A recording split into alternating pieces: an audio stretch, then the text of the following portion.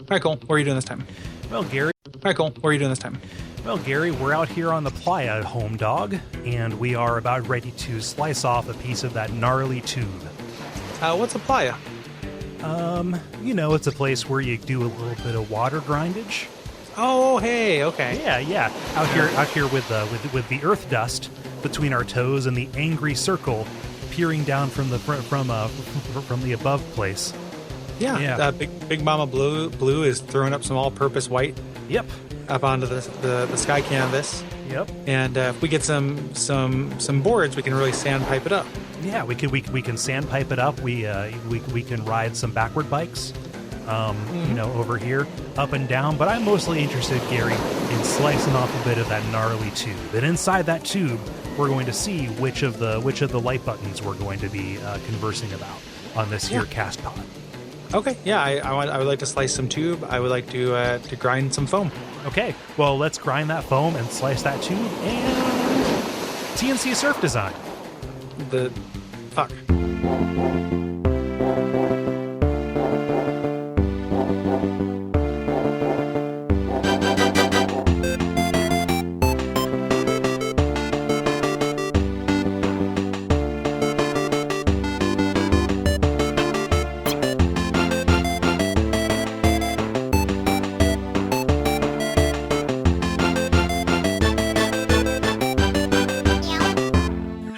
All right, I am Gary Butterfield. I'm Cole Ross. And this is After Suffering, the show where we play bad old games from your childhood and ours. Yeah, this one is from our childhood. Why are you doing this to us? Yeah, this is... oof. Ooh, boy. So this is TNC Surf Design, specifically. They're Wood and Water Rage. Yep. Mm-hmm. Referring to the fact that, Gary, there are 2 games in this. Because 2 games this in is one. It's a great value. I know, right? This is essentially California games for the Atari 2600. Yeah, but with like fewer games, but not but not as functional too. Well, I mean that's rough because not as functional as California games. Like those games, that game's not functional. I had more fun with California games than I did with this. I think that California games might be worse than this. Okay. I think California games is really bad, but only because worse than half of this. I'd say because this is a real weird dichotomy here of town and country surf designs. We're not talking about Chrysler minivans. No, town and country Chrysler surf designs. This is a t-shirt company or a surfboard company, like which I'd seen the shirts and stuff, and I didn't put that together as a kid. That like, oh, this is based on a t-shirt. Right. If you look at this and you'll say, huh, that looks like Pogs. I'm positive that there are some TNC Pogs in existence. Oh, totally. Yeah. Like that has to be. And this is like Hawaii. So like definitely I could imagine Pogs and town and country designs evolving, hand in hand. Yeah. With their famous mascot characters, Du Bois. Okay. I can get behind that. That's pretty good. Yeah. These are Du Bois. So let's go through the Du Bois real quick. Okay. Let's do a roll call. All right. First up, Joe Cool. You mean Joe Camel? Nope. Do you mean Snoopy's alter ego? Maybe once he transmogrifies out of being a dog form. Yeah. Once like Anubis he ascends into the with his afterlife. Schrodinger's penis. Yep. So Joe Cool, he's got a cool pompadour, sunglasses. He doesn't wear a shirt. He can often be seen skateboarding down the boardwalk with a lit stick of dynamite in each hand. That seems super ill-advised. Is he a terrorist? He's America's bad boy is what he is. No, he's a criminal. Listen, we can talk all day about what's a criminal. We all know what criminals are. It's people from ISIS only. Right. Okay? White people can't be criminals or terrorists. Okay, cool. Good to know. I mean, just a little bit of ground rules. All right, yeah. So Joe Cool, the closest visual reference point for him would be the Fonz, but I prefer to think of him as the kid from The Stand. He's like a Fonzlet. Like butted off of the Fonz. Yeah, he fell off of the Fonz like shaven front piece and just spored into the ground. No, the Fonz impregnated a jukebox when he hit it once. And just then he just put on "Be My Little Baby," and by labor, yeah, there we go. Yeah. Just oh god, and like doctor. a little panel on the front opened up, and out came a baby. Yeah, And it was raised by Al. the hands in the jukebox like picked it up and like Wait, you mean the grabbed it cold mechanical arm? yeah, and sluiced the Plito form out onto the out onto the floor of Al's old timey malt shop or whatever the fuck that show was about. and then it played "You Are My Sunshine." Yep. Yep. So next up, after that, we got Tiki Man. Ooh, Tiki Man. This is the iconic guy. This is the guy I remember. Mm-hmm. The Tiki Man has a very similar body to Joe Cool, except instead of a face, he has an angry tiki mask, mm-hmm. and instead of hair, he has Bart Simpson's hair. So he has Bart Simpson scoring. The look at the one on the cover looks like he's got a real case of bloody mouth. Like he's got like mechanical jaws and a bloody mouth and a weird like lightning or like explosion shaped domino mask. Yeah. This he looks like a rejected sketch of a design for Strong Bad. Oh yeah. That's actually pretty accurate. Like if they had gone like tiki mask rather than luchador or what have you. Yeah. Yeah. But what's his thing? What does he skateboard down like what is he surf holding? Just two babies by the legs. Well, yeah, so he don't think he surfs. I think he's one of the skater guys. Oh, okay. So the different the boys do the things. Yeah. So he can often be seen grinding the rail while also piloting a remote control car that has a little tiny version of Tiki Man on it. You know what? That's actually pretty impressive to me. He's jacking off oil slicks to all of his foes in his wake. Just cranking dills. Yeah. Yeah. Just in order to stop pursuit. From our next boy, Cool Cat. Oh, this is the guy. I can't tell because there's another cat in the sequel to this that he's wearing like a suave debonair suit. That's Cool Cat. Yeah, that's Cool Cat. Okay. But when he's surfing, you don't see the suit. And I think that is most of Cool Cat's appeal is the sartorial choices that he's made. Yeah, he's a cat in a tuxedo. Yeah. And that's what we want in a Cool Cat. Right. Yeah, so he's a surfer. Unlike other cats, he doesn't mind water. And he also has the good sense to take off his uniform before getting water because it's expensive and he only has one. Because he's a cat. No, salt water is really bad for fibers. Oh yeah, you get that with those weird like white stain. Mm-hmm. Like those deposits all over it. Yeah, no, it's just it's not worth it, honestly. Not worth it. Yeah. He knows that. The other person who knows that is Thrilla Gorilla, which really seems like isn't that already a thing? I think that he is legally distinct from Magilla Gorilla. Oh, I think that's what I'm thinking of. Yeah, I think Thrilla Gorilla might have been a throwaway line in a Red Hot Chili Peppers song. Oh, yeah, it definitely sounds like it. He's a thriller. He's a gorilla. He's a gorilla for Thrilla.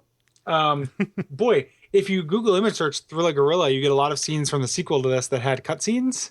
Yep. And they're pretty crazy. Yeah. I don't want to burn future cast. Just nobody suggests that because we're going to talk about that a little bit too. Okay. Good. Yeah. I haven't played it, so I'm looking forward to you telling me about that. Also, you'll be pleased to know that I found a bunch of TNC Surf Designs pogs. Okay, great. In that Google image Thank search. you. So they do exist. All is right with the world. So Thrilla Gorilla is the breakout character in this. Yes, he's the mascot. Yeah, he is possibly he's their flagship line. He's the big dog of big dogs. Is there a mathematical formula when you put something with gorilla into a search bar before you start getting terrible racist people who put black people in the Google image search or they show up in there? It's sad, like Gary. And it sucks. I just put Thrilla Gorilla, this TNC Surf Design character, and it's like 3 scrolls down. And then it just gets worse as you go down, further down. Don't do that. I don't know. I think it's an inevitability. So. Yeah. Which I don't know why it makes me sad. Well, I know why it makes me sad, but like that's not a useful emotion. Yeah, it's unfortunate. Yeah. But those are the boys. No. Well, what's you didn't say what he enjoyed. Like what's he like to cut off a slice of? Well, when you cut off a slice of Thrilla Gorilla, you're slicing off premium bushmeat. So when you slice off a slice of either his pec or his quat, you get a steak that can't be bought. It can only be eaten by you and me, cooked down at the beach. Yes, you'll see. Ooh, can we get a pry on? Like, yo, can I get a pry on here? yo, can I get some Crutchfield's Jacobs up in this shit? I was about to say, can I get some kuru? But I think that is the actual name for Japanese penis panic. So, oh, hey. I'm not sure though. Uh, You're familiar with penis panic, right? I'm familiar with both those words separately, and No, I can infer, but not what you're actually talking about. It's fascinating. This has nothing to do with anything, but I feel like it bears talking about since I mentioned it. It is a culture bound kind of syndrome, I think, where a person believes that their penis is getting smaller as the days go by, and when the penis disappears, they'll die. Huh. So think of it like Morgellons, except funnier, I think. Yeah. Wow. Yeah. Anyway, so da boys are out there doing their da thing. Yes. Doing 2 games. Let's talk about those 2 games real quick. Yeah. So this was actually a poll, not a poll winner. This was selected rather by one of our Patreon backers who won the poll or the raffle in November. Dr. Gannon, who said, I never could get very far in this game. I especially never could figure out the surfing mechanics, which is all that's written about this game. It's true. People talk about the surfing mechanics a lot. Yeah. Yeah, we're gonna talk about those here in a minute because I found a tutorial on how to do them. Oh, cool. Yeah. Well, just in case you need to do that in the future. Yeah, it's a useful skill that I picked up. I can't change a tire and I can't change a fuse, but I know how to surf in TNC surf designs. Yeah.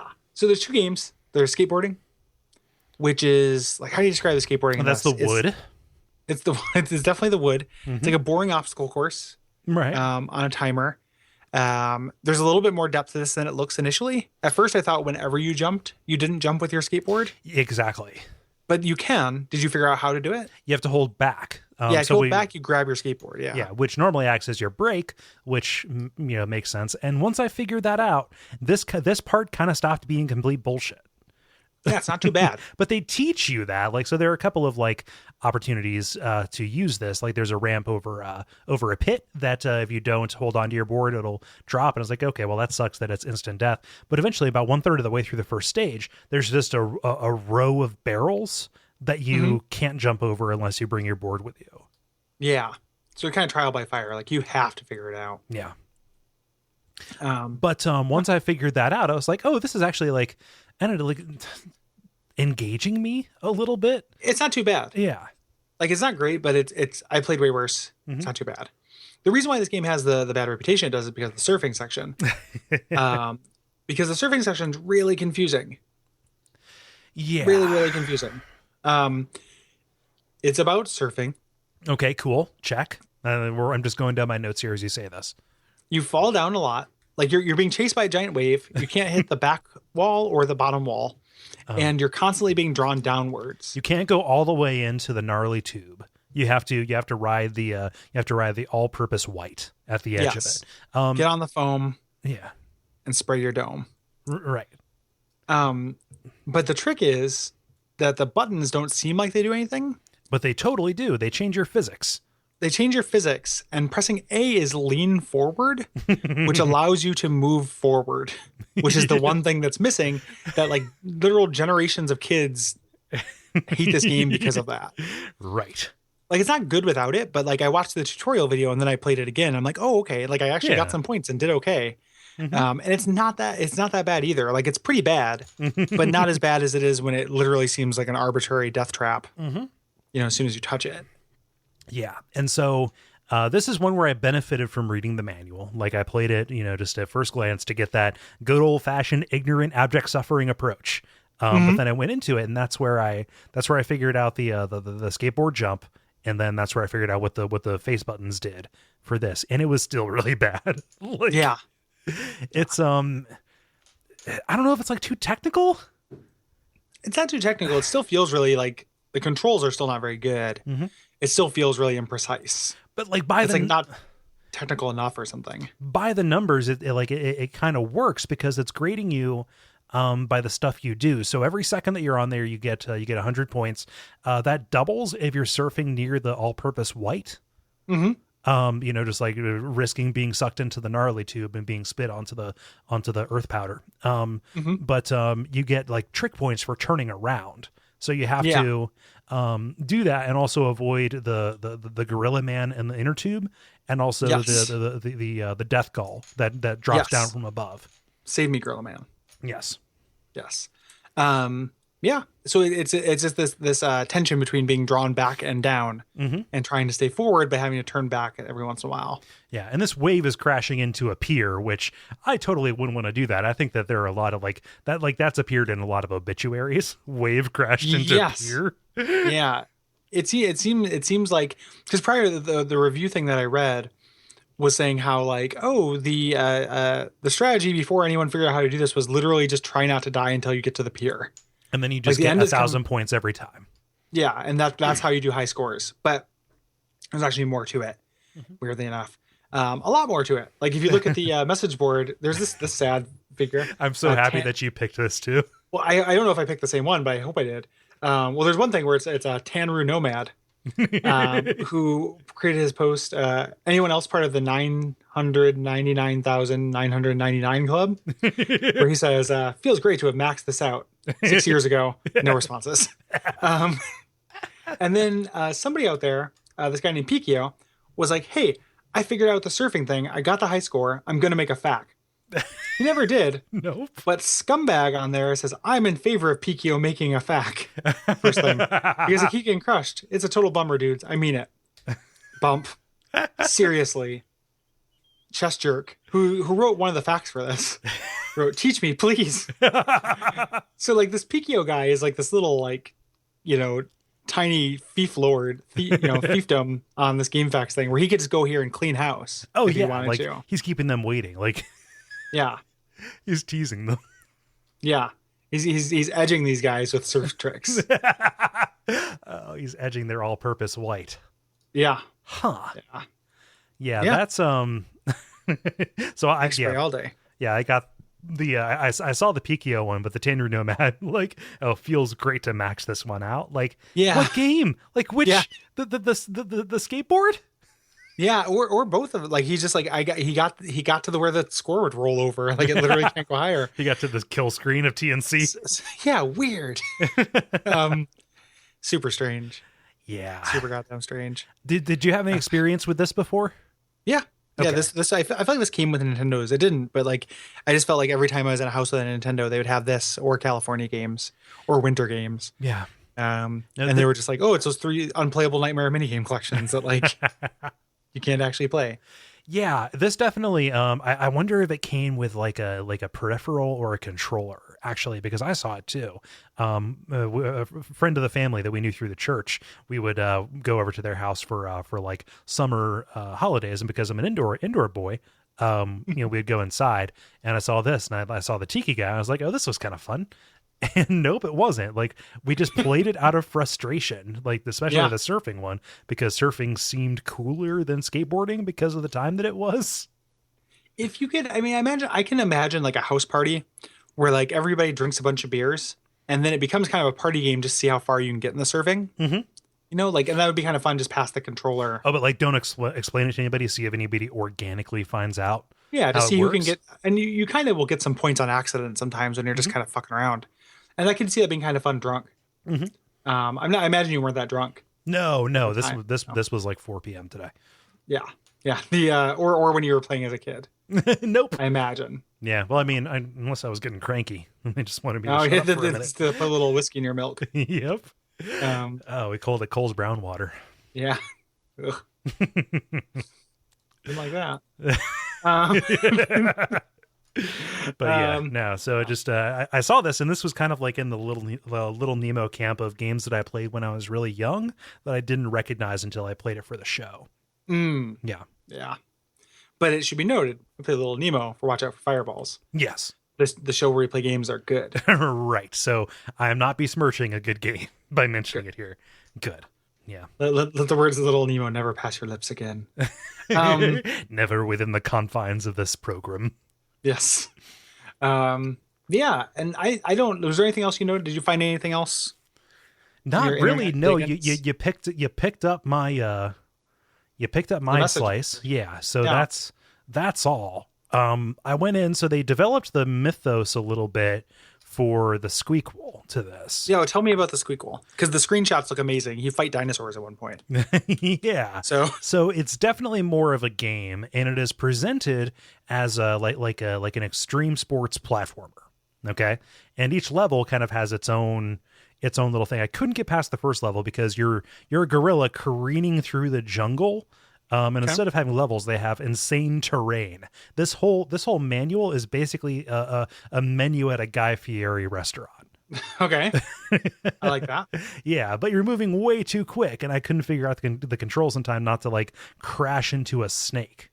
But Okay, this has cutscenes, and it starts out. You have this African tribal guy with his mask doing a ritual, and his god tells him you must devour a woman in order to ascend to the next plane or something like that. So he goes to Hawaii, where Thrilla Gorilla, is out there, ripping the sick waves, as his okay, girlfriend Bikini Barbie says, as she is abducted by this racist caricature from the other side of the earth, and then he uh he charters an airliner so he can parachute into Africa and save his girlfriend Bikini Barbie, which is a human.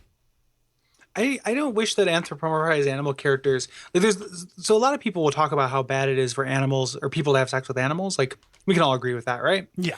Like you shouldn't have sex with animals. It's part of the reason why I think there's a big stigma, furry stigma, is that it's like just a little too close. Yeah. Like I'm not saying it's the same thing. I understand it's not, but that's at least something that my instincts will sometimes turn to. Mm-hmm. And it's just like, oh, like it's just animals. Like that's not where your penis goes. But there's this weird other side where like Sonic is having sex with a human, Thriller Gorilla's having sex with a human. Mm-hmm. Like they're all just banging down on humans. Well, this could be like a chaste kind of what is it, agape love between them. Oh yeah. Yeah. I mean, I suppose that's true. I suppose that is true. Maybe they just wish each other well. Like he's upset, but it is called his girlfriend. But that can like is it possibly to be common law girlfriend and boyfriend? Oh, so well, common law doesn't mean that they're chaste. It I just know. means that they're not married. I know. Yeah. The yeah, I suppose it could be. It could be like because Jane Goodall didn't have sex with those animals, and they were really good friends. you know. So yeah, Yeah. I think they liked each other. But yeah, they didn't bone down. Yeah, I don't know. There's something about like an anthropomorphized guy with a human girlfriend. Because why? Why give him a human girlfriend? Yeah. It seems like it'd just be just as easy just to create like a cute gorilla girlfriend for him. Mm-hmm. You know. Yeah. Or I don't know, I don't get like a it. lizard girl, Like, oh no. Oh sure, yeah, or even another animal. Yeah, that'd be fine. Yeah. Like a robot girlfriend, like alien girlfriend. Be awesome. A being of pure energy. Yeah, a non-carbon based life form. Yeah, but just like a silicon statue person. Yeah, an animate turkey dinner. Yep. Like I could get into all those things, just not like a human person. That just seems weird to me. Yeah. I get that he's a cool dude. So he can have any woman he wants. Well, yeah. But Yeah. Let's see here. There's a button, or there's a page in the manual that is titled Shark Controls, and you press B to spurt forward. I like that. I like the shark controls.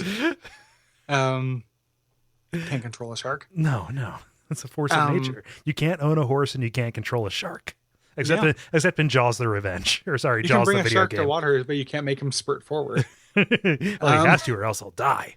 That's true. Yeah. Like a relationship. So I went to that transactive event. Okay. I was telling you about that. There's some funny jokes. Went up Okay. on stage and me and Brayden and Nick handed out our big check. Mhm. I was talking about it a couple episodes ago how well it went. One funny thing is that since it was about video games, Jen said something like, if you're worried about our future, Like, look at these kids or something like that. So I had a real like, oh yeah, these guys in their mid-30s are America's future. Like, it was a real, like me and Brayton staying there being old as fuck, like representing America's future, which I thought was very funny. Well, that picture is hilarious because Nick is there.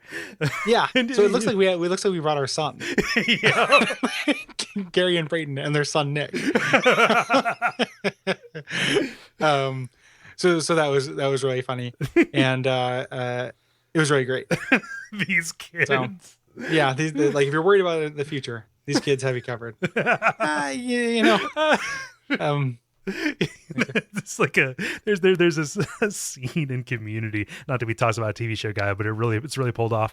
Joel McHale's character goes and talks to Keith David, and he whips out one of his patented winger quips, and then Keith David looks at him and says, "You're a smart mouth young man, aren't you?" He's like, "I'm 40." Yeah. It's like, yeah, you can come across as much younger than you are if you're up there talking about video games. Yeah. Yeah, it's just really like, there's a lot of during the entire thing. I'm not insulted by it. It's fine. But there was a lot of just like, hey, video games. Well, kind of joke about it. But it was that kind of crowd, like it made sense. Like, so to somebody who is like outside, look at like these people may be in their 30s, but maybe they're talking about video games and they probably have a young audience. We don't. No, yeah, it's true. Like, it's really like there's like a box plot of people who are like 5 years younger than us or 5 years older than us, right? But it really hits both sides of that thing. So yeah, but yeah, it was really fun. There's a silent auction, which silent auctions are fun. There was since it's for kids and kids go there, they dress up as little superheroes. It's really cute. Oh, nice. They have like the charity organization that's like the superhero league of people who have like really high quality costumes and go to events. Oh, nice. Yeah. I saw they were advertising that like on their site. Yeah. They had Ant-Man was there. A guy, Ant-Man, and I was like, he was nearby, but not he wasn't ant-sized. I just didn't see him. And I was like, that's a pretty good Ant-Man costume. And he was like, it's not a costume. Which I thought of is like, that's the instinct thing you say to not break a little kid's immersion. But then I was thinking like, even Ant-Man thinks of it as a costume. It's not like it's a skin in the fiction. It's like, hey, you're really convincing me that you're Ant-Man right now. What do you mean I am Ant-Man? Yeah, it's not a costume. No, it's still, you could still be like, just say you're Paul Rudd. Like, yeah, just say, oh yes, my suit does lots of crazy things. Yeah, and I'm Hank Pym, and somehow I didn't invent Ultron. Exactly. Well, I guess Paul Rudd isn't Hank Pym, but regardless. Yeah, no, he's a Langston or Langdon Alder. Scott Lang. Langdon Alder, yeah. Yeah, Langdon Alder. He's quiet and enjoys books. Puzzles. Sorry, Gary. Puzzles. Thank you. No, you're right. I still caught it. I still picked up the name. So I know. It's a real Z level character. I'm still pretty happy with myself. Yep, no, you're good. I just wanted to make sure in case it ever popped up again. I don't want you to look like an asshole. No, I appreciate that. But that was fun. And then silent auctions are fun because there's no conflict. She's going to write down your name on things. Well, yeah. I mean, in a silent auction, how does somebody burst into the room at the very end and say $1 million? Well, they do it on paper while everyone's distracted. It's like the cat burglar. It's like for cat burger millionaires, cat burglar.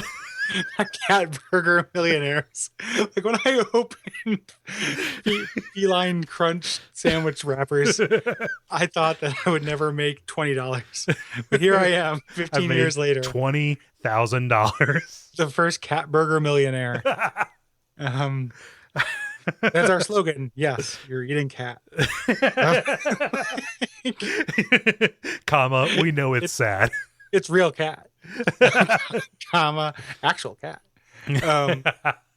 But I'm happy I won an auction. Oh, what'd you get? I got a package from Portland has a rock camp for girls, which is exactly what it sounds like. Like young girls go there for summer. Geology? They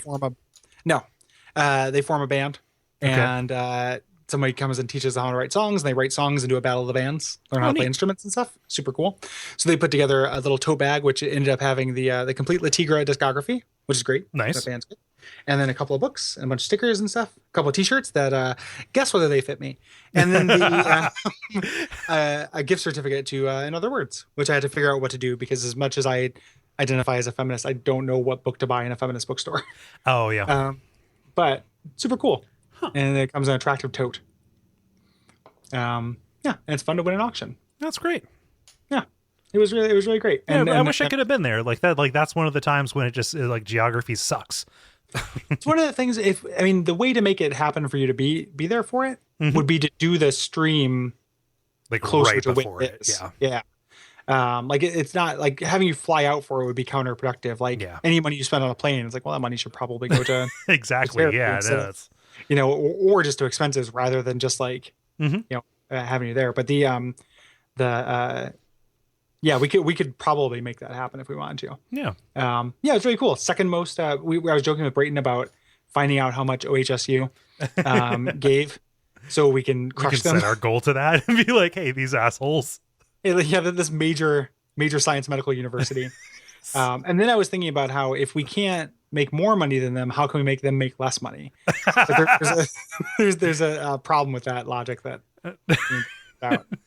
Well, no, we just have to divert their funds. That way, there's no net loss. We're just having to divert them to us, to which we then. Oh no, we're middlemen.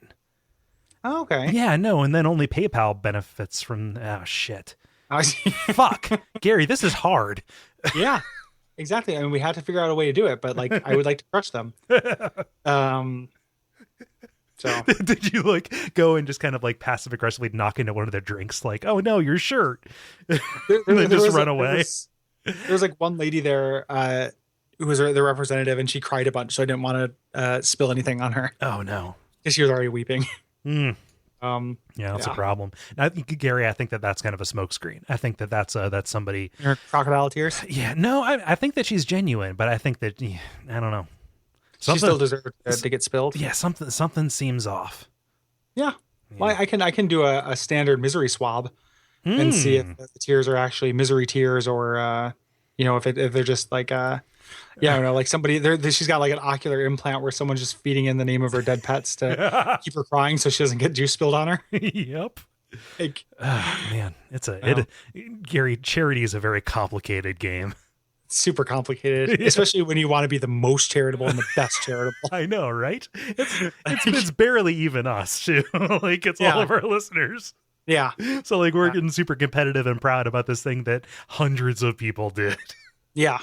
Yeah. Carried the load. Yeah. But yeah, it was super fun. It was really great. And I love going. I love those people. Awesome. It was super sweet. Neat. Mm-hmm. Well, we're coming. Actually, good. They did real quick before we end. They thanked all their sponsors in the beginning, and then they did. Our thing was the first part of the presentation where they did a fake, like, isn't there one sponsor we're forgetting? And then had a bunch of stuff up on the screen that popped up and then talked about it, which like I knew because we're in the program and stuff as a sponsor just because of the amount of money we raised. Yeah. But it was like I was just like, oh, okay, they're just going to talk about it later, and it's fine. But then they did like the real like the goofy highlight thing, and it was very flattering, but then also made me nervous because goofy highlight thing, or what I mean the fake out. Oh, like okay, yeah. Isn't there someone we're forgetting? I don't know if there is, and then just did a little bit of that kind of routine. Okay, yeah. Huh. So, yeah. Well, that's delightful. Thank you for saying that on air. Because there's a big cross section between the people who donated and the people who listen to this, I'm imagining. So it is really good to get that on like a mainline episode of a thing. Yeah, we can draw attention to it if anybody wants to hear stories about it, because I don't want to tell the same stories in every episode. Yeah, every podcast. This just happens to be the podcast that is the most room for digression. Yep. And yeah. If you want to see that episode, I'm trying to get it on YouTube, but Twitch is being irritating. But all of it is up on our video on demand. It's like in our highlights. Yeah, it's not going to disappear, right? No, it is. I made sure of that. Once it's highlighted, so it's highlighted. Well, so it is. We want to work to get that's why there was no Teenage Dirtbags episode last week, because that was the episode for it. So we want to get that up on YouTube at some point as well. Yep. Et cetera, et cetera. Yeah. So go check us out. That's twitch.tv/Duckfeed.tv. Indeed. Yeah. We're just about on time. So me and Cole both have prior obligations. So we're gonna wrap this up a little bit quick. It's gonna be a sudden end to our TNC Surf Designs episode. That's okay. The next game is Ribbit King for the GameCube and PlayStation 2. Okay. Dr. Gannon, thank you so much for recommending this game and for being a backer. Yeah. I've had some trouble with my PS2 emulation, Cole, so I might have to talk to you about seeing what a physical copy of that costs. Okay. Figuring that out because I have not had good luck with that. Any GameCube I mean, emulation? I haven't tried a GameCube emulation. Give it a shot. The GameCube emulator is really good. If that changes, please understand. Okay, Yeah. cool. Yeah. So yeah, if that's why the reason why I'm bringing it up on air. If like something happens and we don't end up doing that game because I can't get it to run in time, it's not because whoever picked it is bad. Yeah. And we love you any less. It's just because emulating things is hard sometimes. Yeah. Anywho, if you like the show, you can get an extra episode per month if you donate a certain amount to our Patreon. $6. We go to patreon.com/Duckfeed.tv. Also, you probably got a bunch of Amazon gift card money. From Christmas. Yeah. Why not head on over to duckfeed.tv/tip jar and buy yourself some anything from Amazon with it.